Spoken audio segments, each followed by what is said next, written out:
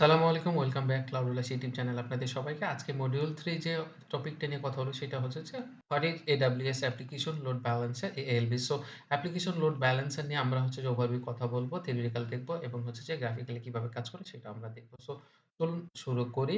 So ফার্স্টে হচ্ছে যে আমরা দেখে নিন যে AWS application load balancer actually কি?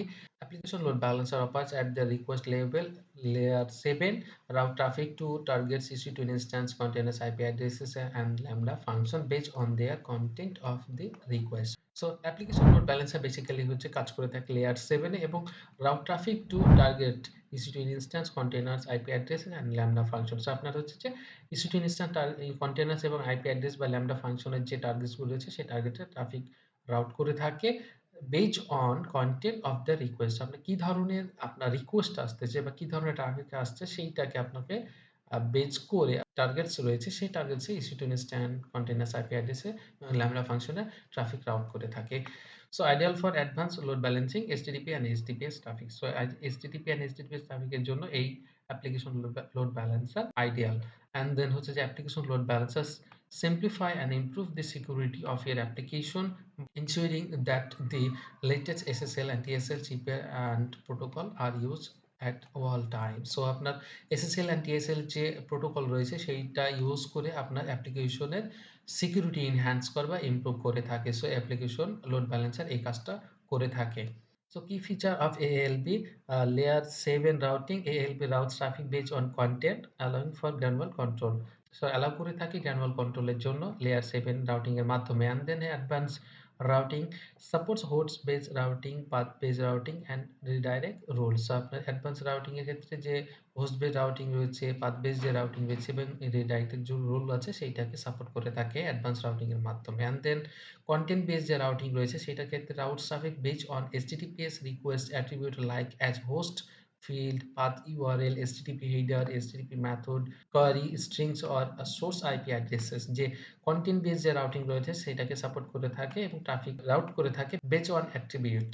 and then হচ্ছে যে web socket support. So native support for bidirectional web socket communication. So native support for bidirectional web socket কমিউনিকেশনের জন্য এই সাপোর্টটা করে থাকে ওয়েব সার্কিট সাপোর্টের মাধ্যমে। and then হচ্ছে integration seamless integration with AWS Lambda ECS and EKS। So AWS Lambda ECS এবং EKS এর সাথে সেমলেসলি ভাবে আপনার হচ্ছে যে এই ALB ইন্টিগ্রেশন করে থাকে। and then হচ্ছে security support SSL TSL termination for enhance security. So এই সিকিউরিটি আপনার SSL TSL যে টার্মিনেশন রয়েছে সেটার মাধ্যমে সিকিউরিটি এনহান্স করে থাকে। and then হচ্ছে যে health checks and monitoring perform health checks and provide detailed monitor through ClouDolus। So আপনার ClouDolus এর মাধ্যমে ডিটেইল আপনার হেলথ চেক করে এবং প্রোভাইড করে থাকে হেলথ চেক অ্যান্ড মনিটরিং এর ফিচারের মাধ্যমে। and then web application firewall, you can now use AWS WAF to protect your application. So আপনার অ্যাপ্লিকেশন প্রোটেক্ট করার জন্য আপনি এখন AWS WAF ইউজ করতে পারবেন অন ইওর অ্যাপ্লিকেশন লোড ব্যালেন্সারের মাধ্যমে। সো অ্যাপ্লিকেশন লোড ব্যালেন্সার মাধ্যমে এখন AWS WAF টা আপনার ইউজ করা হয়। এই হচ্ছে যে কি feature of ALB। and then হচ্ছে যে how application load balancer work. So এখানে যদি আমরা দেখি একটা গ্রাফিক্যালি আমরা বোঝানোর চেষ্টা করি স্টেপ বাই স্টেপ। সে ফার্স্টে যদি আমরা দেখি যে client makes request to application. এই এক নম্বরে আছে যে ক্লায়েন্ট রিকোয়েস্ট করেছে রিকোয়েস্ট টু অ্যাপ্লিকেশন। এই ক্লায়েন্টটা রিকোয়েস্ট মেক করেছে। ২ নম্বরে the listener in your load balancer receive request matching the protocol and port that you configure. So আপনার সেই রিকোয়েস্টটা আসলো এবং সেটা এসে হিট করলো হচ্ছে ২ নম্বর যেটা কিনা লিসেনার। সো লিসেনার এসে হিট করার পরে রিকোয়েস্টটা হিট করার পরে সে হচ্ছে যে ম্যাচ করবে যে প্রোটোকল পোর্টের উপর ম্যাচ করবে যে এই ট্রাফিকটা অ্যাকচুয়ালি কোন টার্গেটস জন্য। দেন হচ্ছে যে number 3, the receive listener evaluate the incoming request against the rules you specify. So এই রিসিভার আপনার হচ্ছে যে evaluate করবে ইনকামিং যে রিকোয়েস্টটা আসলো সেইটার উপরে against the your specify rules। আপনি যে রুলস দিয়ে রাখছেন এই লিসেনারে সেইটার উপর বেস করে এই ট্রাফিককে evaluate করবে and if applicable routes the request to the appropriate target groups।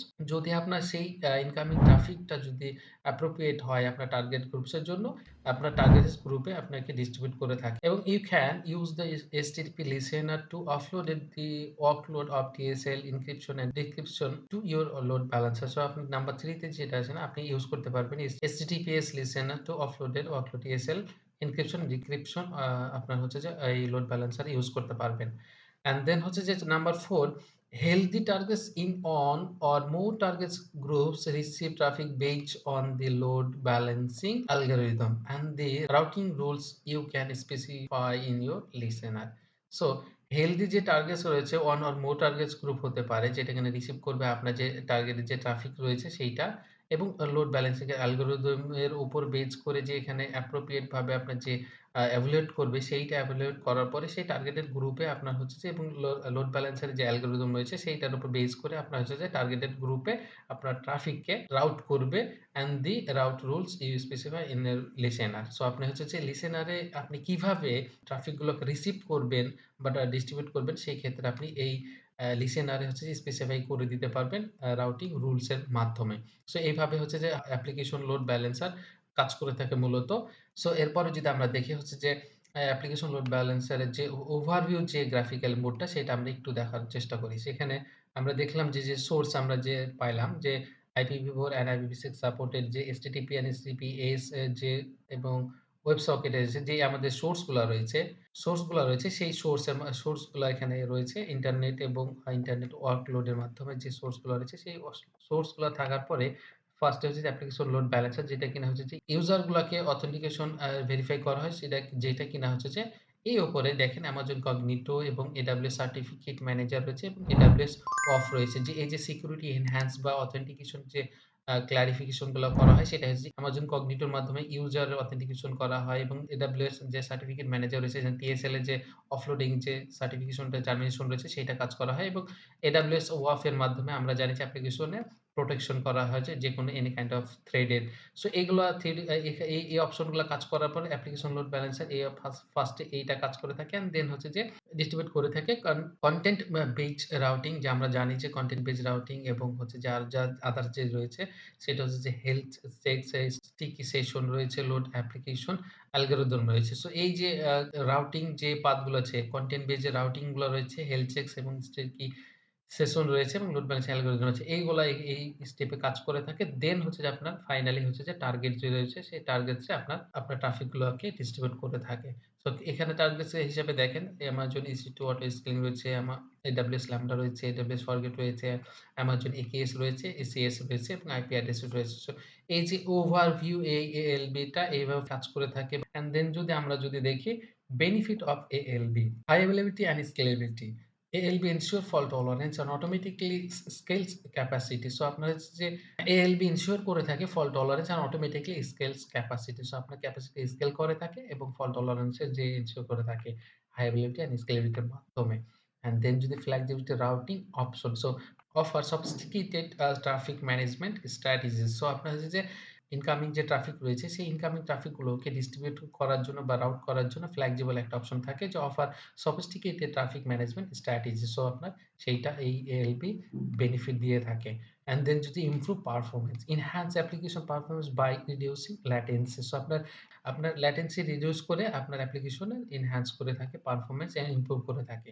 And then হচ্ছে cost effectiveness, optimise cost by efficiently utilising resources. So আপনার এই অ্যাপ্লিকেশন লোড ব্যালেন্সের মাধ্যমে আপনার যে রিসোর্স রয়েছে সেই রিসোর্স গুলাকে efficiently ইউটিলাইজ করা হয়, এবং এই ইউটিলাইজ এর মাধ্যমে আপনার কস্ট ইফেক্টিভ হয়, এবং অপটিমাইজ করে সেই কস্টটা আপনার অ্যাপ্লিকেশনে। তাই বলা হচ্ছে যে এই বেনিফিটটা কস্ট ইফেক্টিভনেস বাই ALB।